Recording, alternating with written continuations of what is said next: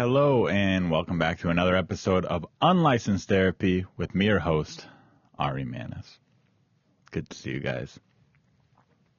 Today we have a funny guest. I'll say that. He's funny. I mean, it was a funny episode full of intriguing stories about his life. David Lucas, as you read on the title, a fellow Comedy Store door guy like myself, if you didn't already know that. You may know him from his own podcast that he does with William Montgomery, who you may know both of them from Kill Tony. A lot of crossover. I think a lot of my fans of this podcast probably listen to Kill Tony and other comedy podcasts. Maybe you don't. Some people don't like it. Some people do. I think some of you do. I've had pretty much all the characters from Kill Tony on the podcast, almost all of them. David Lucas. I had today very interesting story, a lot of stuff I didn't know about him. I interviewed David Lucas about a week ago because I'm backlogging some episodes just to make it so I'm not rushing each week. But tonight, and this is Saturday night, so this episode is being released 4 days from now. I'm getting ahead of it. But Saturday night, I opened up for Drew Lynch at the Irvine Improv, and that is a drive-in movie-style show. They just took over the whole top of the parking structure, put up a giant screen with cameras on me, or on the comedians, and then people pull in, fill up the whole lot with cars, and they watch from their car, and they have us on their radio station like a drive-in movie. When I heard about this, I was like, that doesn't sound like it would be a good show. I mean, you wouldn't be able to hear people's laugh, or laughs, plural. Hopefully I'm getting more than a laugh. But they line up all the trucks in the front row, the pickup trucks, and people come out and sit on their truck bed. And then the back rows are people in their car. So you're kind of performing to 40 real people and then a bunch of honking instead of laughs. Not going to lie to you, not nearly as good as a real show. In California, they shut down the real shows. And yeah, I went to Des Moines a week ago. I was in Nashville. I've done a little Arizona. I've done a little traveling. I would like to do more, but I'm not famous or anything, so I take what I can get. But did the drive-in movie theater show. They offered me $250, so I was like, gotta do it. An hour away.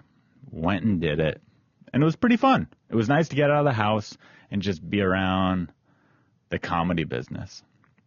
There was a lot of industry people there. My manager and his company came and watched the show.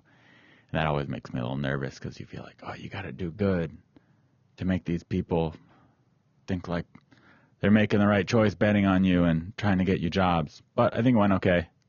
I was happy with it. Drew seemed happy. Got some nice photos. They had a photographer there. I'm excited to see the photos from it. Anyway, this is a long, boring story, but it just felt like turning this into a diary intro. But let's get into the interview.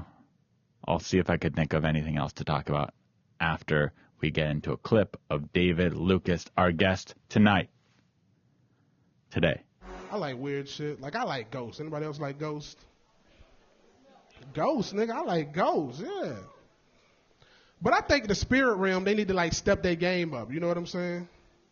Because every time there's a ghost sighting, like in a movie, TV, or anything, it's always like a 17th century ghost. And I believe enough niggas don't die in the past 200 years to where we could get a modern ghost sighting. You know what I mean? Because every time you walking down the hallway, you just see that old white ghost that just stare there and point at you like this. You know what I'm saying? With the big-ass eyes. But can you imagine walking down the hallway and you see a ghost from 2006? Like, all you see is gold teeth and a FUBU jersey. The black ghost, he be cranking the Soldier Boy and shit like, yo! That nigga go back to lean with it and rock with it and disappear. You know what I'm saying? Catch it and reappear. Like, Cause you know the black ghost gonna be asking you for some old stupid ass shit like, hey nigga, can I get a ride? Like, where the hell you going? You dead. You know what I mean? That was David Lucas. Pretty funny comedian. Pretty good guest on the pod. Hope you enjoyed him. Thought of something else to talk about. I posted on my Instagram that I was looking for someone who builds cabinets or a carpenter. Didn't really put why, but the reason was wanted to get some help building my van. I've kind of, I've done a lot of work on it myself and with my friend Chase, but I've just kind of hit this point where I just want to get it done. And part of that's been on me because I've been busy and I keep the van in San Diego and I've been traveling around the country in LA. So part of it's I haven't put as much time as I would like to, but then part of me is just like, who cares? I need to get this thing done. And I was really amazed, number one, how many carpenters and people who built cabinets follow me on Instagram. I thought I was going to maybe get 1 or 2 responses. I feel like I got 10 people saying, me, I do that stuff. Most of them aren't near me, but the amount of response I got and people who offered to help me for free, just, man, the internet is cool.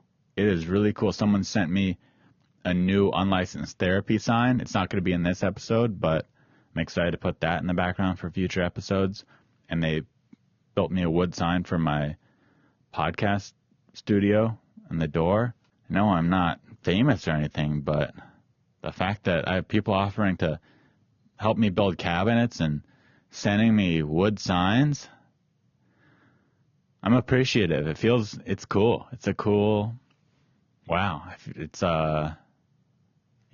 it's cool to brag about to friends. Oh, you like that wood sign?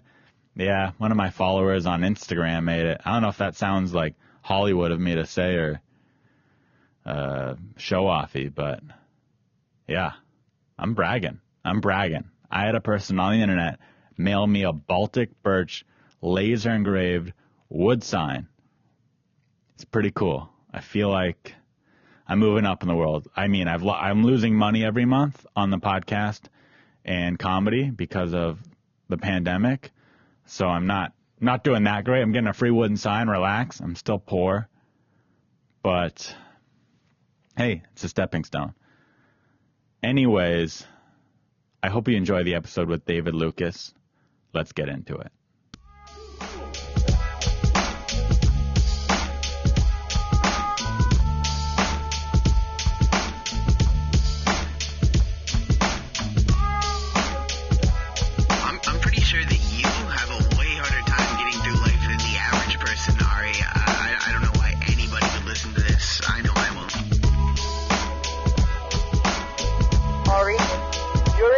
Single-handedly broke up my marriage. You're an awful person. You're 24 years old. Why would I listen to you? Why would you be giving therapy and advice to people who clearly need it? It doesn't make any sense, Ari. This is a horrible idea. You're listening to unlicensed therapy with Ari Mannis. Yeah, I think I've had 2 homosexual guests on the podcast that I can remember. So call it what it is, man. Fuck that shit. Fuck cancel culture, nigga. You're bad. Yeah, you're a bad boy. I didn't know you rolled like that. Just dropping F-bombs. Come on, man. Damn, dude. I'm a nigga that support Trump. What you expect? That's true. That's true. Aren't you scared of, like, anything? Like what? I don't know. Not booking something because of it? Losing out on thousands of dollars? The thousands that I lose will come multiple times. From all those F-word users. It's like you got some people in America who are not scared of cancel culture. Like, I hate this soft-ass culture we live in, bro. Oh, me too. Like, I grew up with a granddad that used to punch me in the chest. You know what I'm saying? And he'd be like, I'll punch you in the chest to make sure you ain't gay. So Is that how that works? I mean, to him, he had to make sure I wasn't soft. And I ain't talking about no teenager. I'm talking about as a kid. Yeah. So that's how I grew up, bro. I grew up with a granddaddy that called me a faggot. Now, here's the question. Why did he think you were gay? He didn't think I was gay. Were you gay as a child? No. And he beat it out of you? It's okay if you were. I ain't judging. He would just say, I'm going to punch you in the chest to make sure you're not gay. So if there is any gayness in I'm me. I'm kicking it out of you. Right. He was like, I'm going to beat it out your ass. When I was a little kid, I would take my mom's high heels and wear them around the house. There's pictures of me wearing my mom's high heels at age like 3 to 4. So I think I used to be gay. I did that once, man, and my granddaddy tried to kill me. For real. I put my mom's wig on, her high heels, and I started walking. Like, I've always had a sense of humor. Yeah. I started walking around. That motherfucker tried to break my neck, dog. That seems extreme to murder a gay child. My granddaddy was extreme, bro. We talking about the 90s. Is he still around or no? Nah, he died last year. I was happy he died. I was happy he died. And What? I was sad at the same time, man. Why are you happy? He was too harsh? Because, like, when you grow older, you realize, like, that shit is abuse. You know what I mean? Right. So it's like, that's not So you had some animosity towards him. A lot of animosity, just how he was. And, like, I get it. You know, like, he grew up on a plantation, you know? So it's like... Wait, how old was he? Maybe 80-something. Damn. But he grew up he grew up as a sharecropper, you know? So... And, okay, you're going to have to culture me here. What is a sharecropper? So if Because when I think plantation, I think of slavery. Well, I mean, it was a former plantation, but, you know, these people had to be there to work a debt off. So it was a form of slavery, in a way. It was what slavery was, and But then now he gets paid a little bit and has a little more freedom, but essentially is doing the job that the slaves did. Exactly. So yeah. That's how he grew up, bro. Is that still a thing or no? Shit, I wouldn't doubt it. I heard there's more people in slavery right now than there was back when niggas was enslaved. I heard that too. Black people is what I heard that about, not the thing you said. But I think. Yeah. Now hear me out. I think there's not more slaves now, or there is more slaves now, but only because there's so many more people. Yeah. Now there's 8 billion people almost in the world. So just even if there was a tiny, tiny, tiny slave trade in the world, it's going to be big in comparison to when there was 2 billion people in the world or whatever. Bro. Like, that's what I tell. Like, a lot of people don't understand statistics and don't understand numbers. You know, like, when, you know, people find out I live in L.A., they be like, oh, y'all got 1 million cases of COVID. I'd be like, motherfucker, we live in a county with like 20 million people. Right. Like, the stats are not, we're probably, if you put us statistically, we're probably better than a lot of y'all. We just got so many fucking people. And also, who cares if we all have COVID? That just means we're cool. I already had that shit. Yeah, I did too. I had it and I took the vaccine. You did? Well, that's what I tell women. My baby mama work at UCLA. She just took the vaccine today. Now, do you only have one baby mama? I got 2 baby mamas. That's tight, dude. Yeah. I'm a real nigga, man. Yeah, you're the blackest guy I know just off that alone. I mean, you know, a lot of comedians, you know, I grew up pretty affluent, you know, and I was the only child. I mean, my mama raised... And you still knocked up 2 chicks. Still knocked up 2 chicks. Because, man, like, I don't know, bro. Like, I'm the hoodest out of all my family members. You know?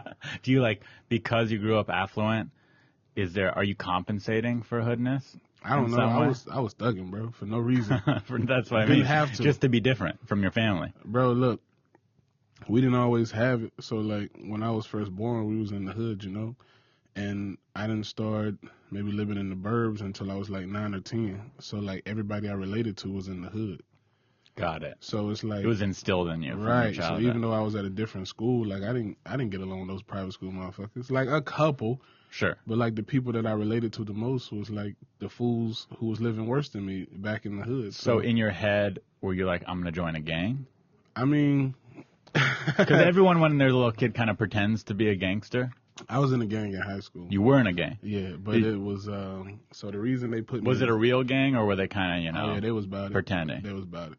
But I played football, so, like, I really didn't have to go out there and do as much craziness. I didn't really start doing craziness till, like, my late teens, bro. Like, I'll tell you a story about that, where this one chick probably saved me from a 10-year sentence. Oh, yeah, I want to hear that. Yeah. But, I mean, I ain't even going to mention the gang, because I think all that shit is dumb now. Yeah. We'll just say a gang. Yeah. Where are you from? I grew up in Macon, Georgia. In a gang in Georgia? Yeah. Okay. So, a redneck black gang. Nah, they was hood as fuck. Can you be hood and redneck? Yeah, there's plenty of them, bro. Plenty of them. I Hood mean, redneck. Look at me now, bro. I got a camouflage hat on. You know what I'm saying? Yeah, but I don't picture you as redneck. You might be. Maybe you grew up redneck, but now I like you're LA. You got nice clothes. Yeah. I like a lot of redneck activity. Rednecks don't have podcasts. Let's say that. And they don't have nice teeth. Yeah, or nice teeth. They definitely not living in West Hollywood. Yeah, maybe you're a former redneck. Yeah. A redneck reformer. Country boy, that's what I do. Yeah, country I boy. like to ride dirt bikes and shit. So what's the story where you could have gotten 10 years? All right, but before that, Okay. I grew up with a mom who worked, very hard. She had me fairly young, so that's what I like about white parents. They wait till they settled and got some money in the bank to have kids. That's why, I went to school with kids whose parents was like 50 when we was in 3rd grade. Yeah. And my mom was in her 20s, Right. Yeah, no, my parents had me at 31. Exactly. And looking back, I thought that was old. And now that I'm 31, You're like, I'm like, I don't fucking want kids at all. I had my first kid at 24. Yeah, I had my first kid at 24. But, Yeah, and 24 that's not even super young. It's like young-ish. Right, yeah. I mean, I was a kid at 24. Yeah, for sure. But, I had a mom that just worked a lot, so I would be at home with my grandparents a lot. And my grandmama had a stroke and an aneurysm, so it was really just my granddaddy who was crazy as hell. So, Yeah, who beat you up for wearing high heels. So, I mean, my mom wasn't around too much, so I just started hanging with gangsters, bro, because even though you're doing stupid shit, they show interest in you and they show attention. And even though they be like, hey, go in the store and steal that shit. Yeah, they're your family in a sense. Right, Yeah. right. So that was what I was doing through high school. Hiding it from my mama. My uncle knew. He caught me wearing we used to do these different color socks or different color T-shirts, like black and gray. So he caught me doing that shit one day. He was like, don't do that shit no more. And you're like, okay, but then you I was kept just doing like, it. all right. Yeah, but you kept doing it. Yeah, because I would, leave the house dressed one way, have more clothes in my bag, so I can change. But eventually I just got out of it. Like, I had little cliques and shit. Like, when I was in 11th grade, I moved to another school, and me and my best friend to this day, Johnny Greenwood, we made this clique called Knockout Boys. You made your own gang. Yeah, we made Knockout our own Boys gang. gang. It's probably maybe only 15 of us. That's a lot. Yeah. You had 15 Knockout Boys that you started? And all of us could fight, so. And that's what you guys did? You went around beating people up? I mean, if it came to that. Now, were you jumping people? Or Nah, were you bro, making fair fights? It was just more so along the lines, we all fought. So we wanted you to know, we don't got to shoot. We'll knock you out. Yeah. We're the knockout boys. Did you guys fight each other for fun? I mean, me and Johnny don't got into, not for fun. He just. Oh, you just have some beefs here and there. He had a bad temper. I had a bad temper. Yeah, so yeah. it's you hang around each other every day, you eventually gonna fight. Now, were you also funny? So when you were beating people up, you're like, I'm a knockout boy, and just saying goofy shit? Honestly, bro, I didn't get big until maybe the 10th grade. So Big in size. Big in size. But you played football. Yeah. So you were always strong and I was athletic. pretty strong and athletic. So I was pretty small. In the ninth, how I got into my first gang, I was in the 9th grade and I fought this senior and whooped his ass. He was way bigger than me. So, Why'd you guys get into it in the first place? He was a white boy. He called me the N-word. Yeah. So he was racist. I ain't gonna say he was racist, but he was being stupid. He was trying to upset you, at the least. He was either racist or he just really wanted to fuck you with I you. had on some Fat Albert jeans, and he was like, hey, why do you have yourself on your pants? And I was like, fuck you. Yeah. And then he called me the N-word. We was at lunch, and then he came at me. Was this in front of people, too? Yeah, it was a full lunchroom, bro. And then he came at me, and I hit him in the face with a lunch tray. And then it started whooping him. Oh, damn, that's from an action movie. You didn't even go fist. You're like, ah. Bro, he was big, man. I was small, bro. I was probably 5'6", 5'7", 5. He was yeah, you're going through puberty, and he had already gone through puberty. He was a big ass, lineman size, 6. Well, I mean, in my head, he felt like he was 6'7", but he was probably 6 feet. Yeah, but still, he was a grown man. He was 18 years old. He was a senior, and you were a 13, 14-year-old boy. He threatened to kill me after that. But never did. Nah. I'll talk. I mean, we eventually, I ain't gonna say we became friends, but I saw him after that at the movie theater that he worked at, and he came and shook my hand. He did? He was like, sorry about that. Well, he didn't say sorry about that. He was like, he just shook my hand and started laughing. He was like, laughing. We good? Something like that. So, he was basically like... Did he know you were a knockout boy? I wasn't a knockout boy at that time. Did he know you? But he knew you were on the football team, and he's like, you know what? This guy probably shouldn't be on my enemy list. But so the gang that I hung around at that time was pretty big. They probably had about 200-300 members in Macon, a city of 60,000. So they was pretty big. And when I got into the fight, this one guy, I can't even remember. I remember his nickname. I ain't gonna say it, but I don't remember his real name. But he was like, "Oh, you one of us now because you handled your business." I was like, "Okay, cool." He also went to your school. Yeah. Yeah. And he was old as fuck, bro. He was like 20 in high school. Just dumb. couldn't pass and stayed in. He's like, I'm not going to drop out, and I'm here. He was old as fuck, bro, in high school, still fucking with us. I think he had like 9th or 10th grade credits at like 20. See, at my high school, there were a few 20-year-olds at the school, but they were mentally handicapped. That's why they were older. Schools too. It was a normal public school, but the only kids who were older were like, right. in the special classes. I went to private and public, but yeah, man, I got in a lot of trouble my freshman year, though. Like, almost kicked out of the school. I had to go to another school my sophomore year. So, what do they call that? Was it just another normal school, or was I it? went to no, I didn't go to alternative school. They tried to send me to alternative school, but what'd you get kicked out for? I almost got kicked out. I was fighting, cussing teachers out, bro. I was just rebellious because like that freshman transition is hard, bro. People try you. I don't have so much of a bad attitude now that I got 2 daughters, but like growing up, I had a bad attitude, man. Like I was a little firecracker. But you didn't respond well to authority. It's probably what not just authority. Like I respect police officers and the security guards at our school, but it's just like a motherfucker who think they gonna get over on me. Like get the fuck out the way, fresh meat. It's like, who you talking to, bitch? Like I would really whoop your ass in this hallway. Not give it. My mama came up to the school so much, dog. I'm surprised she didn't have a stroke by freshman year, bro. I was bad. And how did your mom handle this? Was she's like, dude, she was working. She you was gotta tired of step coming it to the up, school. or was she just like, did she kind of give up? I mean, I get home, she'll yell, and she'll be like, you gonna end up dead or in jail. You end up in dead or in jail. When you end up in jail, I ain't coming to get you. I can bury you. So I hear that, and it's like, I ain't really doing shit. I'm just fighting. Like, maybe you don't understand. Like, you might not understand. Like, so she cared. There was just not much she could do about it. She was busy. Yeah, because she was gone, so she couldn't like ground you or punish you. Yeah, really. What you gonna tell me not to watch TV and you're not here? Yeah. See, my mom worked from home. Oh shit! So before it was cool, like way before it was cool. She was like OG feminazi. So when I was in trouble, it was enforced. When I went to timeout, I went to timeout. No TV meant no TV. So it was really strict. My mama couldn't fuck around. My mom was a real project baby. She grew up in the hood, bro, and went to like a hood school. And like it got to a point when I was no more whooping. She was just firing on me, like punching me, bro. Like my mama was turning up on me to try. As you got older, she's like, "Hey, this slapping shit ain't working. I gotta hit you."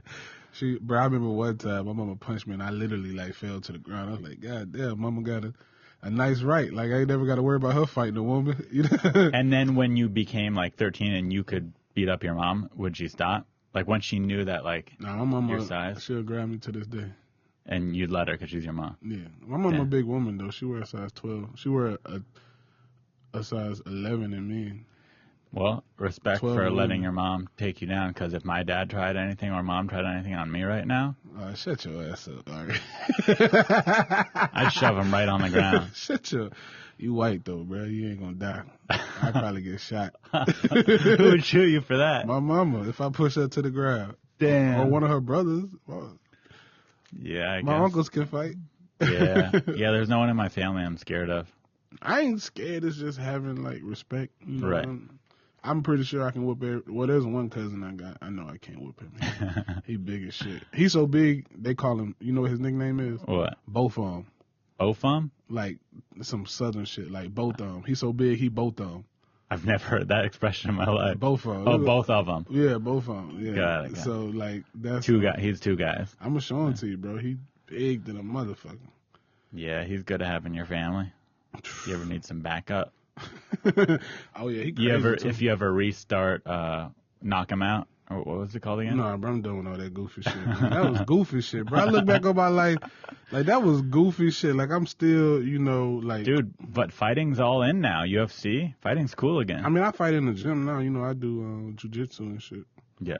So like, I like structure fighting. I don't want to fight nobody on the street because the more you learn about fighting, the more you learn how somebody can fuck you up. Like, bro, fighting is dangerous, dog. Dude, all it takes is getting hit once in the wrong place. Bro, like, changes your life. Seriously, man. But this is my cousin, both of them. Yeah, I probably wouldn't fuck with him. Yeah, he a big. I don't think I'd fuck with that guy. Bro, he be making me feel like a bitch. Like when he be grabbing me, dog. Like he just like a big country. Like, here's the thing. Let's just pretend. I'm not saying he is, but let's pretend like he was a soft pussy. Right. He's still like so jacked. Right. If he just lifted you up and put you back on the ground, he'd fuck you up. Man, on God, he would, bro. He a big motherfucker. That's my cousin. Yeah. Bernard King, shout out to my cousin. But I'd like to watch that guy arm wrestle. Bro, I'm trying to get him to L.A., bro, but he's scared of planes. Big nigga like that. He's scared of planes. Yeah, been to prison. So funny. His daddy killed the People's nigga, bro. fears. His dad killed someone? Oh, man. So he was a real gangster. Yeah, that's my grandmother, the one who my grandfather was married to on my mom's side, she was half white and black. And so all her brothers is crazy, bro. Like my Uncle Milton, my Uncle Willie, Uncle Babe's boy. We call him Uncle Babe boy, short for baby boy. His name Robert. So Robert was both of them's daddy, and he killed the nigga, bro. Like shot a nigga in the eye and only did like 5. He killed my uncle too. He killed my Uncle Fred. Yeah. What did Uncle Fred do? Why did he kill Uncle They was Fred? arguing over drugs, but he got away with self-defense.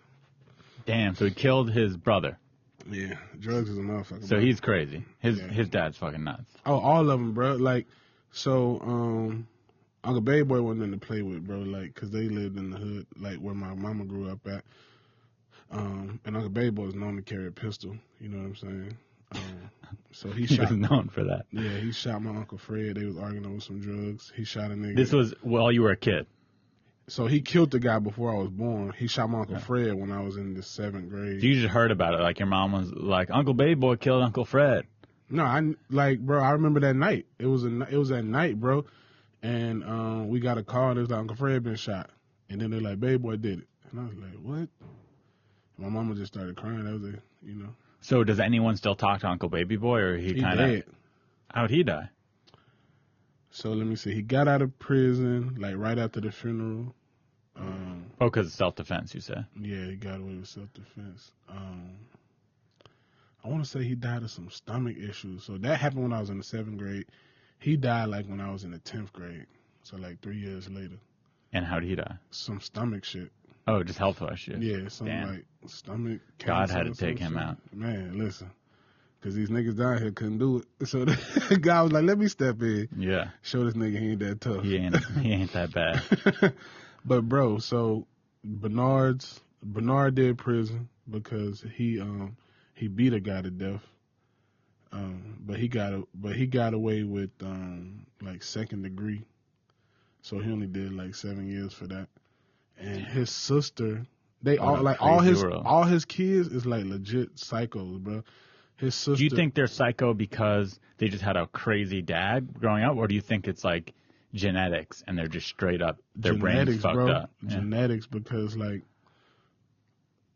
I don't know. It's like my grandma was the special one. She was the sweet one because her sister with the business, my auntie, she don't play no games. Not saying she's crazy, but she plays 0 games. And all her brothers was just legit, like, they would pull that fire on your ass in a minute. Like, all my great uncles was crazy, bro. Like, in a good way. Like, if some shit going on. I guess you got lucky, man. You got lucky. You're not that crazy. I mean, I had my times, you know. From my perspective, you're pretty mellow. I'm pretty straightforward. I get pretty, like, worked up. Like, it was this comic, or I don't even know if he's really a comic, but I commented on his football post. And I was like, he posted a picture of him like back in the day playing football. Is this recently? Yeah, this was like a few days ago. Okay, like, I found myself like slipping. So he posted a picture of him like when he played football. And I posted something like, I bet you wouldn't have rushed for 50 yards against my high school team. Yeah. So he erased my comment and he sent me a message and he was like, I don't even know you, dude. And for you to be spewing negativity on my post. And I'm like, bro, you play football. Like, that's football talk. Like, I don't. And comic talk. Right. That's just roasting you. And it's also like, I mean, I don't know, maybe you meant it and maybe you were trying to talk shit, but to me it sounds like you're kind of, yeah, it's just like you're messing around. Right, you know, right. It's not like you were like, fuck you. Right, You were exactly. more like. And he was like, I don't got time for that negativity. You don't know me. And I was like, yeah, you damn right I don't know you because I don't hang around soft motherfuckers. And he was like, I'll break your face. And I was like, oh, you threatening me now? And then, like, the whole day went by, And he was like, dude, just enjoy your day. I'm not the one you want to fuck with. And the whole day, bro, like You're just poking at him. Nah, I was thinking about like hurting him. Like I was like, damn man, you're not even supposed to be on that. You're a comic, you know. But that shit just fucked with me a little bit. And you felt that bad boy uprising. yeah, so I had to, you know, like hit him in the thing. I'm like, hey bro, part of me changing, like, I didn't really mean that, you know, like I wasn't trying to be negative or come at you in no type of way. I was just having football fun, and I just want to extend my hand out and apologize. Oh, that's very big of you. I had to, bro, because it was eating me up. You know what I mean? Like, it was legit eating me up. And yeah, I'm like, you didn't want there to be like a beef. I mean, you know, it is what it is. Like, I get no. It takes a big man. I don't know if I could have done that. Yeah, bro. I might have just blocked him or. No, fuck that. I don't know. You gotta see me shine, dog. But he was like, I'll break your face, and I said, you'll have your opportunity when the comics open back up. Just pull up. I'm always working. Yeah. And because I was hitting people up like, hey, where this fool hang out at? Like, where he be at? Like, where he be at during the quarantine? Because I got some family members here who with the bullshit. Like, during the quarantine, everyone's just at home. Yeah, but I was trying to see if he was doing that underground comedy shit, because I was just, I was really like, bro, I don't know where I get this evil like side from. It's like when you cross or when you do something against me, I just want to like. Everyone gets a little bit if someone pisses you off or threatens you like that. Yeah. You can't help but being break like, my face, dog. Oh, you're gonna talk about fighting me? Exactly. Especially, I'm always joking, like, you know. And me and him did a roast battle a few years ago. Oh, you roasted each other? Yeah, at the Comedy Store. So it's like that makes it even worse because it's like. Yeah, so it's roast. Like, it's like, bro, whatever you going through, dog, don't project that shit on me, because like I'm a Buddhist now, bro. I got no time in my head. Like Buddha changed like my perspective on life. And you're legit a Buddhist? Yeah. Like if someone said, "What religion are you?" You say, "I'm a Buddhist." Yeah, I tell them I'm a Buddhist, but it's not really a religion; it's a mindset. Right. Know? So I just try to stay in the now. Don't focus on the past or the present. I never picked you as such a spiritual guy. Bro. It helps me, bro. Like I bet. I got a lot of. Like just childhood trauma, you know. I guess that's what makes me a good comedian, bro. But like I live depressed, I'm paranoid. You know what I'm saying? Like I don't know, man. Like, like even though I grew up affluent in the suburbs, like bro, I got a lot of hood. Like bro, I be carrying my pistol with me places for no reason. That's scary in itself because I just be paranoid sometimes, man. I just be paranoid. I don't know why. It's not like I'm a rapper or I'm out here just starting shit with people, but I don't know, man. You know, like. I mean, hey, I'm a gun owner, but yeah, I got several, bro. But I've never brought one with me out in public. See, that would make me more scared. Like, talk about being paranoid. I'd be more paranoid if I had a gun on me. Why? I don't know. I'd be just nervous someone would see it or you just put it somewhere where nobody can see it, man. Like, yeah. You can strap it to your leg, whatever. Yeah, but backpack. Yeah, but that just it would just make me nervous. Yeah. But that's cool. I don't know. I'm not one of those gun owners who are quick to flash my shit or threaten people. I've never threatened nobody with. Like most people don't even know I carry a gun just because I'm very subtle. I like to laugh and kick it and shit, bro. I'm not even. Have you ever done a set with a gun on you? Yes, many times, bro. That's so cool. Yeah, probably. Heckle me. I dare you. I dare you to heckle me, bitch. I want to say when I ain't even going to say that. Because I didn't try to put no comedy clubs out to where they be like, you do. You suck. Oh, I suck. Yeah. I suck, huh? But not like the main comedy clubs, but you know, like as comedians, bro, we go do some shitty ass places. Right. And some of those C rooms. Yeah, I done been some places. I'm like, the address. I'm like, bitch, I'm not going to El Monte without my pistol. I'll be honest. There's a couple of shows I've done. I'll just say shows in the hood that I've done where I'm like, maybe having a gun at those shows wouldn't be the worst idea. It depends on what hood it is, man. Because if it's like a black hood, like like my face is pretty good all around LA. Like, you know what I'm saying. But there's some. Like I did a show at do you ever do George Perez's show at that strip club? It was, I don't know if it was at the it was at the Titty Bar, in Orange County. Yeah. I heard about it. I did that show one time. I followed Feng Chao, and he killed. So that tells you the type of show it was. He murdered. Feng Chao murders. I go up. I am bombing as hard as anyone could bomb, right? And there's like a guy who is just like, a tatted Mexican guy with a mustache. Yeah.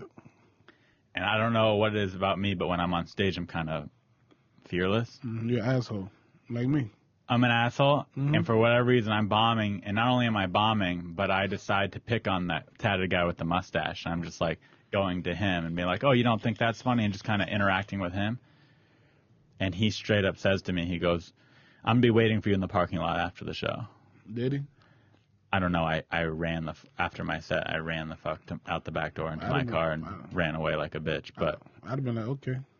I mean, on stage I was like, "Can't wait, buddy." You know, I was really, yeah, Can't wait. yeah, something like that. I did not show fear on stage, but I was definitely scared. And yeah, I ran to my car. Yeah, but in that moment, I was like, having a gun would probably make me feel a little more When confident. I do certain rooms, I take 1 or 2 people with me.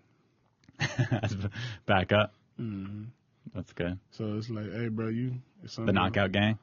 I got a different gang. Knockout now. Club? I got a different one now. The big black comedian club? Nah, it's shit. They might be white, they might be black, they might be Mexican. Okay, if you had to pick the toughest comedian, who would you pick? Someone you're like, I wouldn't fuck with that guy. Scruncho. I don't even know that. He's a black comedian that rocks with Mike Epps, and I don't really want to fuck with none of these. Not that you want to fuck with anyone, but if you're like, that guy I want on my team, it'd be Scruncho. Yeah.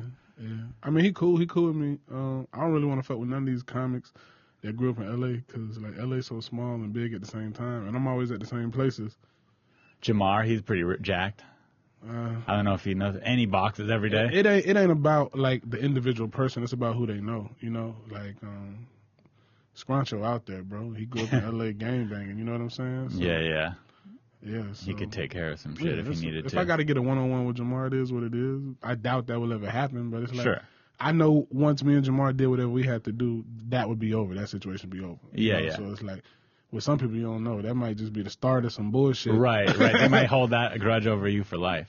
Yeah, bro. Sometimes it's just better to lose a fight. So. So you said you got out of the gang.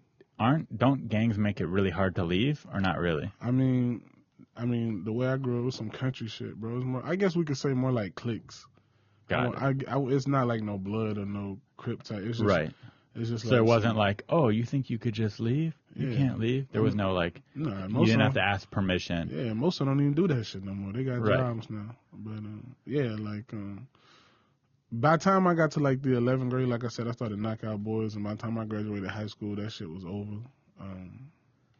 I was playing football in college. Knockout Boys sounds like a good TV show to me. I think you should bring it back. That'd be a good pitch. Be like, when I was in high school, I started this club called the Knockout Boys. Club, that's nice. And we went, we had a table and a booth. We'd go to functions and we just beat each other up. The Knockout Boys, that's how we used to reserve a whole table at lunch. Like one of us go to lunch first and had a whole table.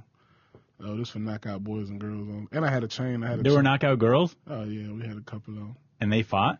They would. Wow. Yeah. Let's go. So, what was the 10-year story? I want to hear that. So, I basically stopped playing football. I graduated high school at like 17. I went to college to play football, got hurt, didn't know what to do in my life, came back, and I was 18. And I told the gang stuff was over by this point, or it wasn't really? It was. It was, okay. I mean, because my best boy, who, I was, like I said, man, I went home to the suburbs. Like, at the end of the day, most of these guys went home to the hood, so they still had other shit to do afterwards and whatnot. Like, I wake up in a nice suburban house with land and shit around me, and they wake up not knowing what they're going to eat. Damn. Mama might not be there. So, like, especially because, like, my boy, he was doing some time at the moment. So, I'm not a good person to run an organization. Like, I'm not going to be like, oh, yeah, we got a picnic this weekend. Yeah. Yeah, you wouldn't be a good guy to run the books for someone. So I had Considering you texted me, I said, hey, we're doing the podcast tomorrow, right? You go, yeah, remind me at 11 a.m. Like I'm your secretary. If Joe Rogan asked you to do Joe Rogan, you wouldn't be like, yeah, remind me at 11. I probably would, man. That's why a lot of people, fuck with me, because it's like it don't really matter who you are. I'm gonna treat everybody the same. Joe Rogan to the Melrose. I would love studio. for Joe Rogan. Hey, you want to do my podcast tomorrow at 1? And you go, yeah. Can you remind me at 11? And just see how he responds. That'd be so funny. I would love to see that text exchange. He'd probably start laughing. Yeah, I would think be so like, this too. kid is crazy. Yeah. But like I said, I had stopped playing football, and I had just decided to pursue entertainment full time. So I told my mom, I was still at age 17. I was 18. 18. I was 17 when I went to college. Mm-hmm. So lost my football scholarship. It wasn't really in my future. Like, I still got a fucked up spine from football. So my mom was trying to get me. I mean, I'm pretty smart. She was trying to get me to go to school for engineering. You were good at math? Yeah, and science. Nice. That's terrible at that shit. Yeah. Like, so I was like, yeah, I'm going to just do my entertainment. And by the way, I was on MTV Yo Mama in high school. Oh, really? How'd that happen? I used to. Yo Mama is like, people do Yo Mama jokes back and forth? That's what that is, right? Mm-hmm. Okay. MTV Yo Mama. So I used to just go on the MTV website and look at the casting calls. And damn. I was like 16. My mama had to drive me up there and shit. Dude, that's pretty cool. I mean, I don't think a lot of 16-year-olds are doing that, looking up that shit and doing it, especially that living in Georgia. Yeah. No, but I mean, like, that's, I don't know the word, but that's pretty, it's pretty cool that you did that. So, I did that in high school, came back.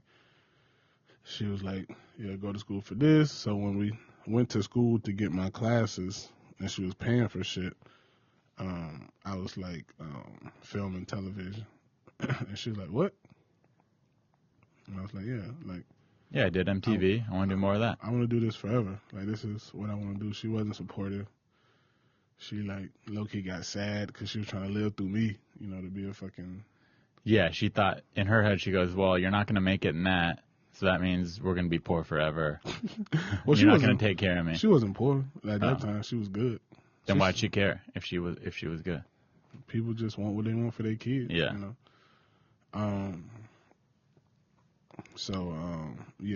She was like not supportive of me. She was like, I'm gonna take you off the insurance. You're gonna pay your own car note.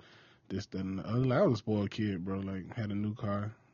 Yeah? What kind of car you have? A LS400 Lexus. Your mom bought you a Lexus? Oh, my daddy did. Your dad did? Yeah. Damn, that's cool. She was paying the what was she paying, the insurance or the note? Something she was paying. Whatever it was. She was like, everything for that's expensive. She was like, you gonna pay it yourself. And I was like, so she started fucking with me. Like, I was just living there. Like, she cut you off, 18. Yeah.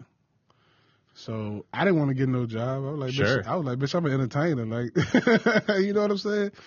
So it's one thing to say I want to be a comedian, and then when someone's like, you could be a comedian, but you're gonna have to get a job too because I'm cutting you off, and you're like, okay, fuck. So, I hooked up with this guy. I ain't gonna say his name, and we started just doing dumb shit. Like, we would like, I had a truck at the time. I had a truck also. Well, it wasn't my truck. It was. You had access to a truck. I had access to a truck. So we would like get my truck, and we would go steal tools, like, because a lot of people would just do like jobs and they park. Oh, from job sites. Yeah, so we would go steal tools, take them to the pawn shop. Just things that would be easy money. Yeah, Since you were cut off, you're like, well, I still got to eat. Yeah, Still got to pay for this LS400. Gas, you know what I'm saying? Yeah. So we would do that. We ended up finding a flea market. I always thought most people who did this did it for crack, not you. You did it just to live, just for gas. Yeah. It was fun too, bro. Like I said, really? All that type of shit was just like, the thrill of stealing. Yeah, yeah. I would steal from this place called Fred's. And you never felt bad about it? I do. You never felt bad for Fred? Fred's? Nah, they got loss prevention. But I used to steal out of that motherfucker so much. I would like steal cell phone cases and sell them at college. Oh, you were still in college at this point? Yeah, I was still in college. Still making good grades, man. You know what I'm saying? Film and television is what I want to do. And I was also doing talent. Did you graduate? Yeah. Yeah, okay. So, what was the school called? That was Macon State. Maker State, okay. Macon State. Okay, cool. I think it's called Middle Georgia University now. But yeah, I finished school out here. But so yeah, I was stealing, doing this and the other. You know, we found this swap meet in Atlanta that sold gold-plated jewelry, but it was gold-plated silver, so it wasn't like fake. It was silver. I think they call it like vermelli or something like that. So we would get that in Atlanta and take it to pawn shops in like country places. Oh, and tell them it was real gold. That didn't have like too many levels of checking. They would just check to make sure it was a rare metal, and we would rack up, bro. I'm talking about like rack up. Like. But you can't hit those places more than once, I would imagine, because they would probably catch on. Nah, you can't keep going there. Yeah, you hit that pawn shop one time. Yeah, you just go to like, in Georgia, it's 159 counties? Yeah. And probably 150 of those counties are country. So they backwood motherfuckers, and, they think you just a drug addict or you don't stole some shit. Yeah. So they like, get this motherfucker whatever. And it's like, bitch, we didn't pay nothing for this, really. So you bought out the swap meet, right. take it to the pawn shop. I can't believe that works, to be honest. I thought pawn shops were, like, pretty good at telling that stuff. I guess not. But I mean, not some of them. It's just like money. Were there any that were smart and you walked in and they were like, I'll give you fucking $5 for this? A couple of times. Yeah. Not too much. A couple of times. It's all about the attitude you go in there and how you look. But I mean, it's the trade-off, bro. It's like money. You tell somebody it got value, even though it really means nothing, and then you sell it as it has values, and they think they probably realize they got later on. They like, well, bitch, we gonna sell this as real gold. Right, and make sure they get their money back. Yeah, true. Yeah, they'll just rip off the customer. Right. So it's like even if you gave me 100, I sell this for 200, and I didn't take no L. Yeah. So we did that for a while, and then it kind of just like faded out. Like you run out of places to go. Yeah. So I started like scrapping. Like we had a big hurricane, so I was like started stealing. From houses, or what do you mean? Yeah. Like because a lot of them were abandoned. Mm-hmm. So we just like go in houses and steal the scrap metal, like the copper and shit, and take it to the scrap yard. I've always wondered about that. Is that worth it? Like how much money you get from if let's say there was an untouched house, you could scrap it. You could scrap everything from that house. So how much money would you get, and for how many hours of work? So we was pretty good. We'd get everything done. I got caught a couple of times by police or by people on the house. By people that own the houses, and I just what they do? They're just like, get out of here. So I tell you that. But you was asking how much? So a truckload of like insulated wire, like copper, and like just some heavy metals, you can probably get like $300-400 a truckload. And that would take you a few hours to do. Maybe like an hour to get it all out. An hour. Mm-hmm. So decent money, yeah. But work too. But I mean, shit. We talking about Georgia, where the minimum wage right now is $7.50. Right. Yeah. So and you're young. You're 18 years old. Right. So that's good money. So it's like $300-400. I do that 3-4 times a week, bitch. I'm balling. Split it with my partner. It was to the point where I had other people doing it. Yeah. Especially during the hurricane, because it's like you had other people do it and they just didn't know how to sell it, so you would still get a cut of it. Yeah. Like, or I just like if he couldn't roll with me, I just get somebody else to roll with me. So I got caught by one of my uncle's friends. He was like, your nephew over here, this apartment building stealing. And I was like, this hurricane metal, man. Like, the hurricane blew. That's how you justified it to your uncle? Dude, it's just hurricane metal. Yeah, I like the hurricane blew this up, man. Like, I could take this shit. What they gonna do with it? The insurance already don't cut them a check. Like, it's kind of true, huh? Yeah, it's like, what they gonna do? It's like they're gonna have to remodel this whole house. Exactly. Yeah. Like, the least they worried about is these motherfucking wires, bro. The roof is blew off this motherfucker. But if you own the house, I could see why you're like, I don't want people ransacking this house. I got caught scrapping a church one time, and the dude stealing from the Lord. Man, listen. And the dude caught us. He caught us at gunpoint. Damn. And the guy who was with me ran. And he was like, tell your boy to come on out. And I was like, God damn, I'm about to get shot today because this bitch say private property. And I was like, hey, man, my bad, man. You know what I'm saying? I'm just a young kid, man. I was out here with my uncle. I didn't know this was I said, I really didn't know that this was y'all's property, man. He told me to come over here and pick up some stuff. You know what I'm saying? And we just get it and go. So I was doing scrap with my boy. Just call him Sid for now. And then I was doing it with my uncle, who my aunt had married, and he was like a drug addict.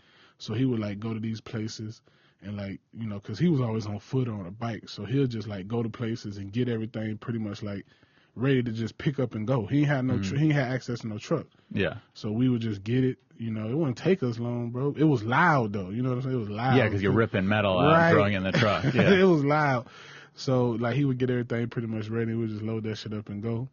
But yeah, we got caught at a church, man. Like, and you're like, I'm sorry, my uncle told me to come by. We got caught. And did he let you go? Was he all right? Get out of here. In a place called Jones County. So he took my license plate down, and I was like, look, man, here go my ID, bro. I'm not, you know, my uncle told me.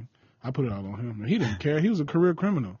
Yeah. So I was like, my uncle told me, bro. Your uncle's like, smart. Right. Smart. I was like, man, he legit told me to come over here and pick this shit up, man. Like, I don't even get down like this. I ain't got no criminal record. Like, I ain't never been arrested. And even though I did shit worthy of being arrested, just never got caught, thank God. So I was like, man, he told me to come over here and pick up this shit. And that's legit what I was doing, man. Like, I didn't know this was yours. I'm so sorry. I said, as you see, I didn't run. He took off running the wood. I said, as you see, I didn't run. I'm right here. I'll put all this shit back right now, and I'll come help you when it's time to rebuild the church. Like, I give you my phone number right now. And he's like, man, get out of here. And that was that. Damn. And I kind of took a break for like 2 weeks. Like, yeah, you were scared. You're like, dude, last time I tried that shit, I got held at a gunpoint. I think I'm taking a break. Why do they have guns at churches? Well, I don't know who he was, bro. Maybe he heard the shit. Like, bro, he legit just rode up. Maybe he was riding by. Right. Like, he legit just rode up. Right, he was just a good citizen. Yeah, maybe. Protecting maybe God's he house. Or maybe he went to that church. Yeah, yeah. So, yeah, that happened. But, so I had my boy, we'll just call him Sid. And the thing that made me, like, get my life right and said, all right, I'm about to move to L.A. Like, I'm about to stop all this bullshit. Because, like, it's getting too close now. Like, yeah. So, my boy called me. And I'm talking about, this is like my ace. Like, this is who I was with all the time. Your best friend. Yeah. So. BFF. Yeah. No homo. Or maybe there was. Do you guys ever kiss or anything? Nah, nigga. Yeah, me neither. Closest we came to kissing was sharing a bottle of liquor. That's cool. So. Just two guys who are friends sharing spit. So, he called me. He was like, I need you to take me to run a play right quick. Toronto, what's it called? Run a play. Oh, run a play. Okay. Yeah, like do something, like bust a move. So I was like, all right, bet, man. Give me like an hour or something. You know, I'll be there because I was dealing with this bitch. Right. Who I told her I'm going to give her any amount of money she ever want for the rest of her life. Because she was so hot? Because she saved me. So I was with this girl. Oh, after you told her that. Got it. So this girl, she was like, you're not going no motherfucking where. Like, you ain't been spending no time with me lately. You bring your ass to my house, and if you go with him, you might as well just stop fucking with me. And I was like, all right, man. Like, let's just go to your house. So I said, I said, man, I ain't going to be able to make it. I said, so my bad, bro. I ain't mean, cancel last minute, but I really ain't going to be able to make it. And he didn't text back. So I'm like, damn, dog, you mad at me, bro? Like, tell me something back. Like, what's up? So I ain't hear from him all night. We watching the 11 o'clock news laid up in her bed. I see this nigga face come up. Yeah. What'd he do? So, what would you have done? So basically, he was going to sell a phone. And when he was selling the phone, he was going to rob the man for the money. And the man ended up Craigslist gone wrong. Yeah, the man ended up taking the gun from him and holding him up until police got there. So imagine I would have just walked with him to sell the gun. You would have held the gun against both of you, and then you would have gone to jail. He did 10, so I probably would have had 10. Damn. Because in Georgia, so that must have been, you were already thinking about moving, but that must have been the biggest wake-up call where you're like, I'm done. I was like 19. So, because in Georgia, bro, if you present during the admission of a crime, you're just as guilty as the motherfucker who pointed the gun. Right. Like, if you... Oh, yeah. You would have been same charges as him. Bro, like, and then it was just like, man, he could have shot this fool. I could have been doing the rest of my life in prison for a ride. Yeah, who knows what would have happened if it was both of you. Right. Yeah. He would have looked at us and been like... Because if the guy who took the gun from Sid would have shot Sid, I'd have been charged with his murder. Because I was there. You know what I'm saying? That's how that shit go in this house. So I'm like, man, thank God. I was like, look. I was like, I ain't doing shit up. Like... No, I mean, it's good, and you knew when to quit, which is also good. So, some people are like, oh, I'll just do it one more time, or I'll I'll try it, and this time I'm not going to hit churches anymore. You're like, nope, I'm done. I'm moving to LA. I'm a comedian now. Yeah, so like I moved like probably like 4 or 5 months later. And it was just like divine. So you moved here at 19? I was 19, about to turn 20. It was like divine timing for me, bro, because like a month after that happened, my cousin who was a rapper, he was like, we're going on a tour and we stopping in LA and we're going to drop your ass off. So you need to get your shit right. And I was like, all right. Perfect timing, yeah. Yeah, it was divine timing, bro. Like, that's how I always knew, like, you know, the universe and God wanted me out here. And then what was the college you were at when you were here? I'm not going to name it. How come? I don't know, man. We had some discrepancies, but it was a big college. But you finished. Yeah. So was discrepancies couldn't have happened? Okay. I just don't fuck with him no more. I don't even want to give him no airplay. All right. Tell me later. Yeah.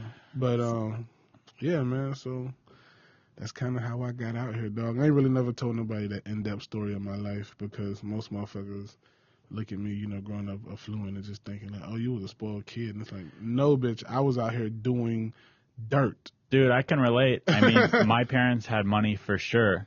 So a lot of people think of me as like, they'll just go to my parents' house with me.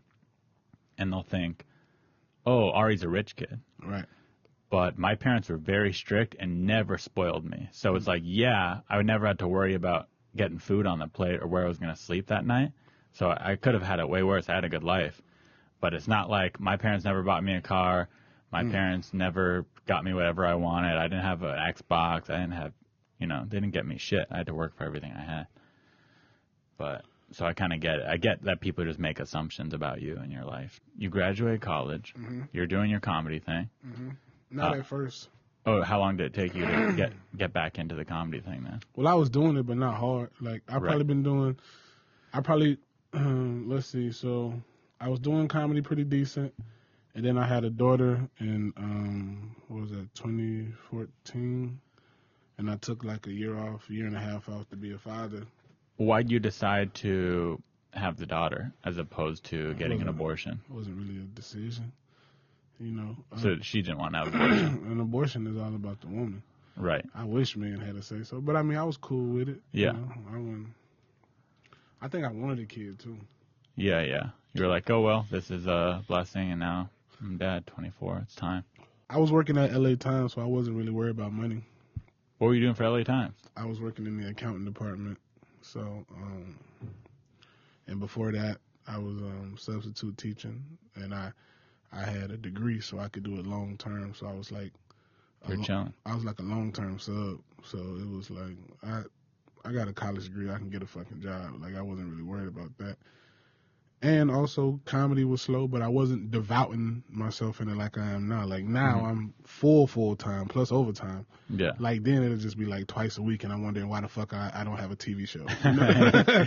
Like, damn, I'm hitting 2 open mics a week. Why the fuck I don't have a TV show? Now, is it because you just didn't know that you had to grind full-time to have a TV show, or were you just like, I'm good, so give me a TV show? Like, why was it that you were doing it twice a week and thought you should have a TV show? Because I just... I knew I was great, but I didn't have the work ethic. Like, I thought motherfuckers should just be giving me shit because of who I am. And when I do potluck at the comedy store, you see me kill. So, bitch, why not make me a... So it was kind of like entitlement. Yeah, entitlement a little bit. You just didn't... You're like... you did not accept the fact that it's show business and that you have to make friends with certain people and grind and people have to see you. You were just like, hey, I'm talented. Like, I've been doing this shit a long time, man. That's why, like, when I became a door guy at the comedy store, people were like, where the fuck you came from? Yeah, I'm one of those people. You sent me that picture of me hosting Potluck in 2018, and you were going last. I'll be fully honest. I have no recollection of that. I don't remember you during that time. I don't remember you, though. Yeah. So it was like, but I wasn't really aware of you until Door Guy, Kill Tony, that kind of thing. My career probably took off like 3-4 years on the urban side when I got on Alldef Digital. Mm-hmm. And then, that thing's huge. Because I took a year hiatus to raise my daughter, and then when I came back, like, bro, if you take a year off comedy, you come back, everything is different. There's 3 million new comics. Totally. Because I went to the comedy store, I'm like, I don't recognize. I see like 1 or 2 people I recognize. Like, God, it's only been a year. Like, I felt like I was going 10 years. Dude, like, I feel that. I used to sign up for Potluck. It used to be 2 times a week, Sunday, Monday. Remember that? Monday. So I would sign up twice a week for years, and then I got the door guy job, so I stopped signing up come back a year later one day just to like chill and see who's signing up. I didn't know anyone out. I used to know everyone who signed up. I didn't take a year off. I got the door guy job, so I stopped signing up for potluck. And I basically didn't stop doing open mics because I was too busy with shows and stuff and working. Bro, I have no time for open mics now. So even though I was still doing comedy, I was doing better things. I felt a little out of the scene because I hadn't done open mics much for a year. So I show up to the Comedy Store potluck, used to know everyone out there, and it was a whole new crop of people who started comedy. And I didn't know anyone. I was like, damn, I'm out of the loop. I waiting to see these motherfuckers when this shit open back up. Yeah. Oh, it's going to be all new people. Dude, there's people moving to L.A. right now, even though there's no point in doing that.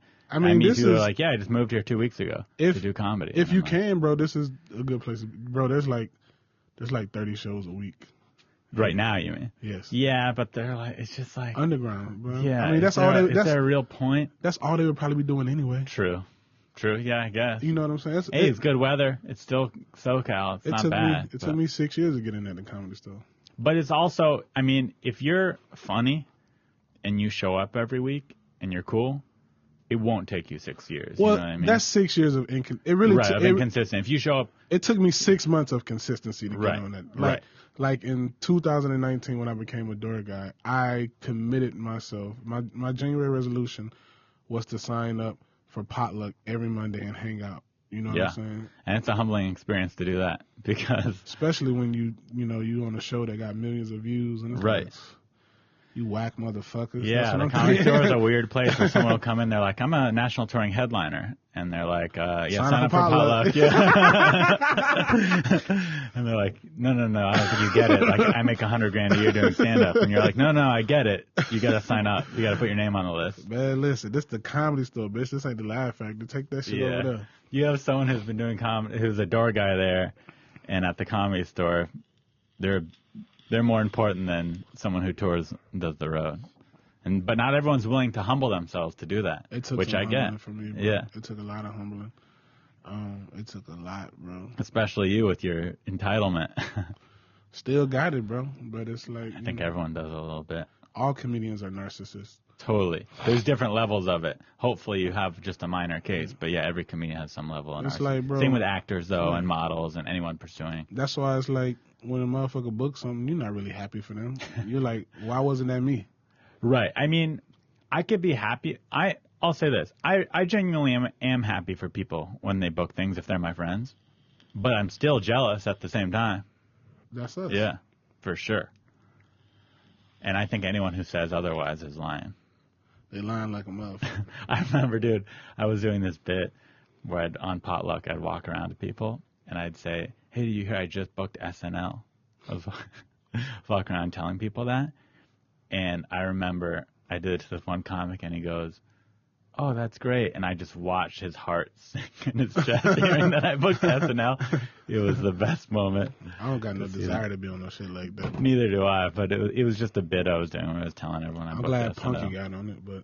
Yeah. Like, she's hilarious. My career path is more so the Patrice O'Neal, like... Oh, dude. I mean, I can't speak for you, but I can because you started off just the way this podcast started. There's no way they're putting either of us on SNL. Even if we fucking destroyed the audition and Lauren was like, I love those guys, the PR team's going to look into us 1 hour into researching us. They'd be like, yeah, we can't put these guys on. They say whatever they want. You can't have these guys. Because, dude, remember when, who's the guy who got kicked off most recently? Yeah, I know who you're talking about. He said the C word for Chinese, and he got kicked off the thing.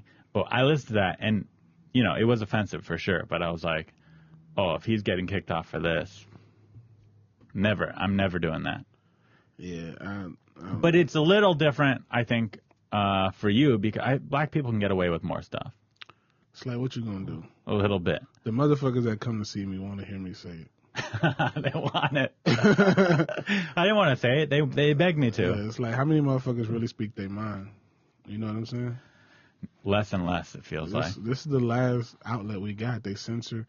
And they're still trying to censor us. Yeah, they're not going to censor me, dog. I like that. They're not.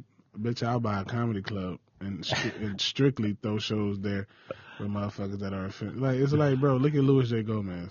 Mm-hmm. Yeah, he says whatever he wants. A cult following.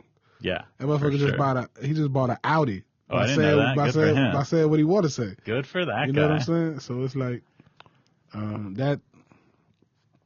And a lot of people who are listening, by the way, I don't compare myself to Patrice. Y'all do. I just want to be me.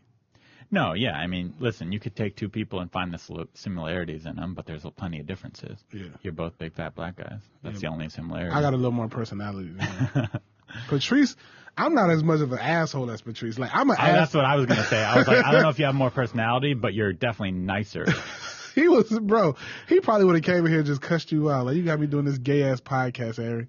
Yeah. What the fuck are we doing? But he'd still do it. I mean, hey, he did Opie and Anthony all the time. Yeah, the way he treated that bad bitch he was with, god damn. He was raw. Let's say that. Von DiCarlo, like, I'm like a watered down Patrice with a little more nicer personality, a little more personable. There's nothing wrong with being influenced by comedians. I'm a little more. Everyone is. I guess I can say I'm a little more manageable. Like, yeah, that's the difference. Patrice was hilarious, and then he'd get an opportunity and blow it. You'll still say text me at 11. He just wouldn't show up. Patrice would be, oh my bad, I missed it. That would be Patrice. Right. That's my nigga though, bro. He about to get tatted on my leg next to Red Fox. Oh yeah, you're gonna get a Patrice tattoo. Mm-hmm. Patrice and Red Fox are your favorites. Mm-hmm. Who are your favorite white comedians? Jim Just Gaffigan. To mix it up. Jim Gaffigan, he's hilarious. Bill Maher.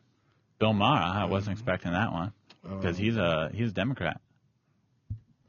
He's still funny. Yeah, no, I think he's funny, but he is not a Trump supporter by any means. Who else? Your boy Theo. Yeah, he's great. I love seeing that stupid motherfucker. He's an idiot. Idiot savant. That's probably the best way to describe him. It's like when I be talking to her, I'm like, bitch, who are you right now? Like, that's what I be, because I've talked to her, and it's like, nigga, are you doing, what are you doing right now? You never know whether he's fucking with you or not. Yeah. Right. I'm like, because that fool's stupid. Tony Hinchcliffe, too, is probably one of my favorite, because he says whatever he wants. He's an asshole. Sure. I like that shit. I definitely appreciate the people who do not give a fuck. There's something, I'm even jealous in a sense, because I feel like a lot of people look at me and think I don't give a fuck, but sadly I do. I do give a fuck. I don't want to offend people. I don't want to piss people off. I do plenty, but I think it's, I think it's just you have to play into who you are, bro. Like, that's my personality type, like, period. I say what I want. I don't give a fuck. I've gotten in trouble for my mouth since I was a kid, so it's like I'm not acting. This is who I really am. Like, I say what I want and think about it maybe tomorrow about what I said. I would like to know if you have two kids, and one in LA or not, or yeah, one in LA and then one is like an hour outside LA. So, how is that being a dad? And it's almost like having two kids from two different moms makes it. You're almost like two dads in a sense. You know what I mean? You have to. Yeah. I imagine that it's not like you don't go to one house and hang out with both your kids. You have to make time for both of them, in a sense. I mean, I can. You can pick them both up, but it's like it makes it even harder. Is all I'm saying. Yeah. How is it? Because comedy is such a. You have to devote so much time to comedy and doing that and traveling all the time. How is that being? When you're not on the road, just spend as much time with them as you can. Yeah. They grow up fast. That's pretty much it. And I imagine it's also hard because it's one thing being a touring headliner and spending time with your kids, but you're still on the ups. I'm a touring feature. You're a touring feature. I'm sure you headline sometimes, but it's like you're not famous yet. You're on the way, but it makes it even harder because you have even less time to spend. It's like when you're on the come up is worse than when you're famous. Yeah, as far as time, because you're like busy. I got to do this podcast. I got to go. You don't turn down no money. Yeah, exactly. Like, bitch, all you can give me $1,200? I guess so. So how do you ever have to cancel gigs for your kids, or your mom, your baby mamas understand and they kind of let you do your thing? Both of them like money, so I'd be like, if I cancel this gig, you can forget that. You forget that money you asked for, right? And they'd be like, well, go do the show then. What they gonna say? Everyone likes money. These hoes like money, dog. Yeah, you know what I'm saying? Like, that money keep both of my baby mamas in line. Would you say that having two kids has helped your comedy? Give you a lot of material? I don't really talk about them on stage. Right. I don't even like to really put my kids out there. Yeah, it gives you more perspective. I think I got 1 or 2 jokes about my daughter about how she realized I was fat when she was 4. That's about it. But I don't really. Now, have you always? You said you played a lot of football. Mm-hmm. Were you the type of football player that was a little chubby, or were you at that age? Were you more built? I've been a big nigga. You were chubby. Then a little chubby. What position were you? Defensive tackle. You don't gotta have no 6-pack to play defensive tackle. So I had a. Dude, I want to get a 6-pack so bad. For what? That shit overrated. I feel like here's why I want it. I fuck bad bitches with a belly. Yeah, and and you definitely can, and I think I do from time to time as well. Mm-hmm. But I feel like I'd fuck more bad bitches with a 6-pack. Number one. Number two, I think I just feel more confident walking around. I would just feel good. And number 3, then I can get a chest tattoo. I got a chest tattoo. Yeah, true. I mean, yeah, you can get a chest tattoo either way, but I don't know. I feel like I've just always, when I close my eyes and imagine myself, I imagine myself with a 6-pack. I feel it. It's all about what your dick is like. That's all these hoes care about. Dick's important. Yeah. I got a decent dick, circumcised, above average. If I was your size, bro, my dick would probably be like 11 inches. But because I got all this belly. Oh, yeah, it shrinks it up a little bit. Yeah, so. There you go. There's another reason to get a 6-pack. I'm cool with the dick Pushes I got. out. Still Yeah. make hoes crazy. I'm cool with the amount of hoes I fuck now. I don't want no more, no less. Has your sex drive gone down as you've gotten older? Same. It's worse. Yeah? You're getting hornier? Bro, I think it's because of, like, the level of women I'm fucking. You know what I'm saying? Like, I say I didn't really start getting bad bitches until, like, the last... I mean, I would get bad bitches, but I would have to do a lot of work for it. But now it's like, now that I got a little popularity and I'm on shit, like, bad bitches just throwing themselves at me. And it's like, So because of that... I can't turn you down. Like, do you want... Because you have girls throwing themselves at you, do you want a relationship, or do you just want to live that single life? I like just doing me, and nah, man, these hoes don't understand busy. Right, you just don't have time. No, I mean, cause it's like, bitch, I'm not finna be laid up on you all day, on my days off. Yeah, you got 2 kids, you got a full-time job, you don't got time for a relationship. Podcast, so it's like, you're not finna come to the studio and be looking at me. Yeah, you can come to a show, but you're buying a regular ticket. You would make her go buy a ticket? Depending on how she look. Okay, she's a 10. She'll not buy no ticket. No, I don't buy a ticket. I mean, I don't know who's gonna see this, but I've had bitches, you know, when I work the front patio, come hang out with me on the front patio, and just tip the bartender 40. Like, let this bitch drink all night. Yeah. Smash hoes. Yeah, hook it up. Smash hoes in the bathroom. I am proud to say, have not hooked up. Really? At the store. That handicap bathroom in the main room during a show? Here's the thing. For me, it's like, hey, why don't you just come over after? My house is a mile away. Let's just go there. And then point 0.8. I don't want the hoes in my house. Oh, you don't want them at your house? Yeah, see, for me, I'd rather just bring them over, take them to the bedroom where it's more comfortable, maybe eat some ice cream afterwards. No, fuck that. Get up out of here. I mean, because, you know, if I meet a chick at the comedy store and smash her right there, yeah, that's not the type of girl you want to... Yeah, might have to pull a pistol out to get this bitch out your crib. You know? Bro, some of these hoes will try to... Bro, I had a girl recently, bro. She came over. I like to cuddle after. I ain't with that goofy shit. Bitch, head be stank. Do you like to cuddle if you love the girl? Depending on how her head smell, bro. Some of these bitches don't take care of their hair. See, if a girl's head stinks, she's not coming over to begin with. I'm not banging her to begin with. But you ain't gonna know until you cuddle. I can know when we're making out. Really? Yeah, when we're like making the back out. of her head? She put the back of her head on? I think the only girls who head stink is... Chicks that wear weave. Yeah, it's mostly black girls because they like over straighten their hair, use weird products. Sweat, don't be washing it. Mm-hmm. Yeah, I've noticed that. That was I've only probably gone out with 3 or 4 black girls, and 2 of them I had to straight up, I just ghosted because I don't ghost people anymore, but there's me younger age. I ghosted and it was because their head smelled really weird.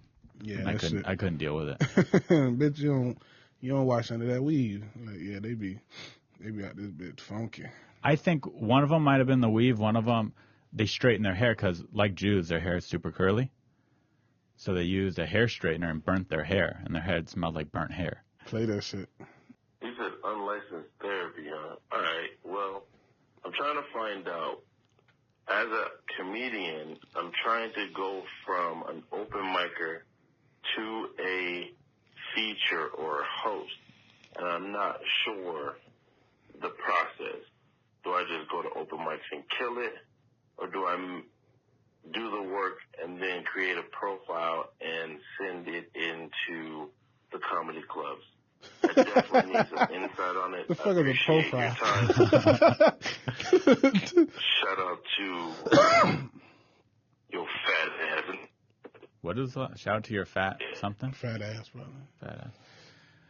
You know, I don't know if that's advice necessarily. I guess it is. It's career advice he's asking for. I wouldn't say there's one method to becoming a host or a feature act. All I will say in LA is motherfuckers rush to the comedy store and don't even be ready. Sure, you got to be ready. But let's say it sounds to me like he thinks he's ready or whatever. Maybe he is ready, maybe he isn't, but he thinks he is. So if you're ready, if you got the time, I mean, you only need 10 minutes to be a host, right? 10 good minutes. Or just be good at improv. Or good at improv, yeah. But some headliners don't like their host doing improv. Mm-hmm. So let's say you need 10 good minutes. So let's say you have that, and you wanna move up. There's not one rhyme or reason to becoming a host. You might get in at a comedy club, and that comedy club books you as a host. You might, like you said, get a following or make profiles and videos and email it to all the comedy clubs, and some of them might book you. I don't think that works no more. It could. I've never done that, but I'm sure people get booked that way by email, hitting up the booker, being persistent with the booker. But I think for me, and I can't speak for you, you could chime in. For me, the best method has just been making friends, and there's no one that helps you more than your friends. So you might be grinding, doing open mics like this guy said he is, and then all of a sudden, this guy who you've been doing open mics for years gets a headlining gig. He gets a viral video, and now he's a headliner, and now he gets to bring whoever he wants, and you're his buddy.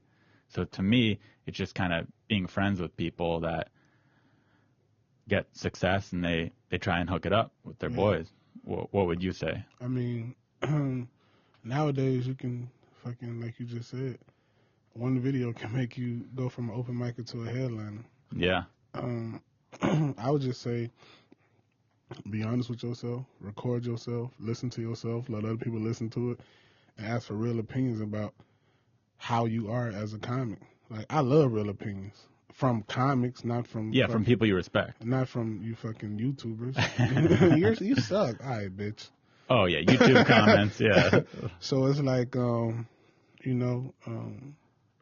just be real with yourself. Like, I'm lucky to be on the road with two comics that critique me a lot and tell me, like, look, the way you doing it, it's funny, but you ain't talking about shit.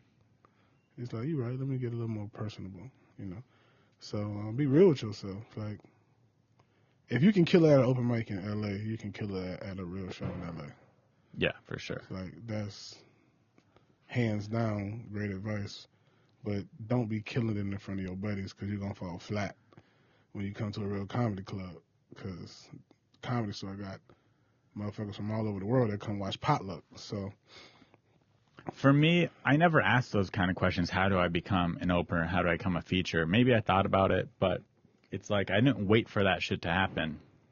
I would, if no one was booking me on their show, then I'm making my own show. Damn right. If no one's bringing me on the road to open for them, then I'd go hit the open mics in nearby cities and try and get in at those clubs. So I would say, rather than kind of trying to figure out how to get to that next step, just keep creating content and being known as a funny guy, and those things will just come on their own.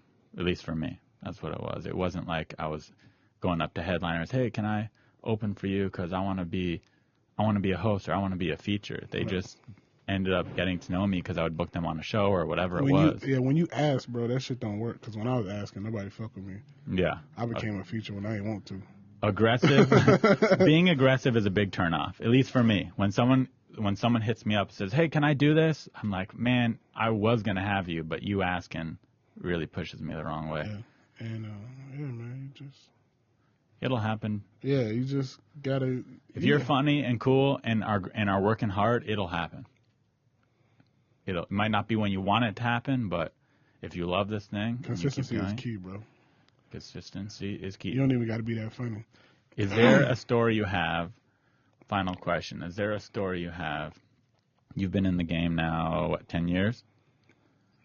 Yeah, 11, 12. 11, 12 years. Consistent for like the last 5, 6. 5, 6 years. Is there something that maybe a failure story you have of something that could have happened or an audition you've blown, something where you're like, man, wonder what my life would be like if I had just done that properly? Nah, bro, because everything, I like losing. You know, I don't like winning all the time. You know, keeps you humble, keeps you hungry, keep you working on yourself. But I mean, there was this NBA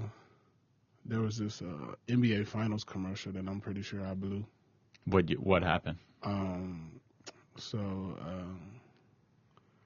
did too much, and the guy that got it, we pretty much looked similar, and he just I went in there to try to be like a comedian, because I had like 3 callbacks, and it was just me and him, you know. And I went in there and tried to crack too many jokes, was fucking dancing and shit. Like, I was just doing, I should have just... Yeah, you're like, oh, they want a comedian when really they just wanted a guy. I should have just went in there and act like a regular motherfucker, giving somebody a haircut with slight humor. Mm-hmm. There you go. Easy to say in retrospect, but whatever. At least it was just a commercial. But I mean, right. Yeah, like, I don't know how it is about you, but I don't really audition much. Most of the shit I get is because the motherfuckers see my comedy. They be like, hey, bro, like, look, I got this for you. Like, this is you. I'm telling you, this is you. Right. So it's like, comedians, we don't audition too much. Yeah, I mean, I would. I'd go on auditions if they were sent my way. I don't even worry about it no more. Yeah, it's definitely not something I'm, like, pursuing. Right. I'm not hitting up agents or things. It's just, that's a grind. That's another grind. And that, like, okay, this whole shit show is a lottery, but that's just a true lottery. You go in a room and audition against 50, 60 other dudes that look like you and that are you, and it's like the casting director probably knows who they're picking even before the audition. It's all about who you know. So it's like, it's just such a crapshoot of. When I was auditioning a lot, I stopped going. Yeah, there was some dude. I remember there was this commercial audition in Santa Monica at 5 p.m. So it'd take an hour to drive there to go against 50 dudes that look like me. I'm like, I'm just not gonna go, and I just didn't show up. I walked out of auditions, man. Oh yeah, some of them you show up and they're doing improv games. Yeah, I'm like, man, and you're just this that goofy shit. This ain't for me. Yeah, exactly. All money ain't good money, man. The motherfucker. It's not worth it. I walked out of an audition where a motherfucker wanted me to play a taste bud. I'm like, dude, sometimes I think to myself, I'd rather get a job than do this. You know, I'd rather wait tables than do this game right here. I feel bad for actors, bro. They gotta go sit in them dumbass acting classes. Oh my god! When I meet someone, they're like, I'm an actor. I'm like, why? Why would you do that to yourself? You got a fake British accent, bro. Like, come on, man. Like, no, thank you. Yeah, man. Fuck that acting game. Anything you want to plug later on here? What's your podcast called? So, Are We Really Brothers? We just rebranded. The Fat Pessimist is my own little short, me talking shit / podcast. Follow my Instagram, David Lucas Funny. That's about it. Check him out. Fellow door guy, funny guy, nice guy. Thank you for doing the podcast. God bless you guys. We'll see you next week. Peace. That was fun. You're listening to Unlicensed Therapy with Ari Mannis.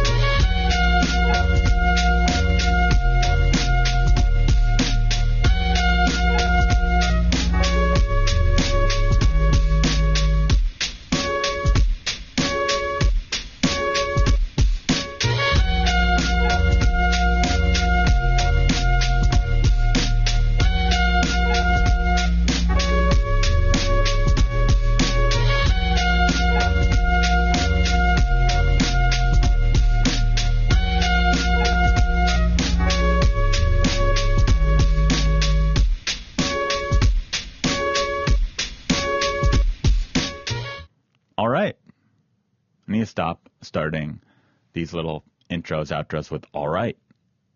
It's a tick, a nervous thing I do. Hello again. Did you enjoy the episode? Was it fun? Was it as good as my intro hyped it up to be? I think so. If you didn't like it, fuck you. Shouldn't cuss in these. I think that hurts the advertising. If you didn't like it, screw you. And also, if you did like it, make sure to like down below. Hit the like button, subscribe. Leave me a review on iTunes. All those little things help. Follow me and the guest on social media. Repost it. I don't know. Do a little part. Let's try and get some more free wood signs, huh? Let's try and take this podcast to the next level. Build with me. You could say, oh, I've been listening to him since no one listened to him. And it's probably no one's going to ever listen to, but maybe, who knows? Who knows? I'm going to stop rambling. Thank you guys for listening. We'll see you next week. Bye-bye.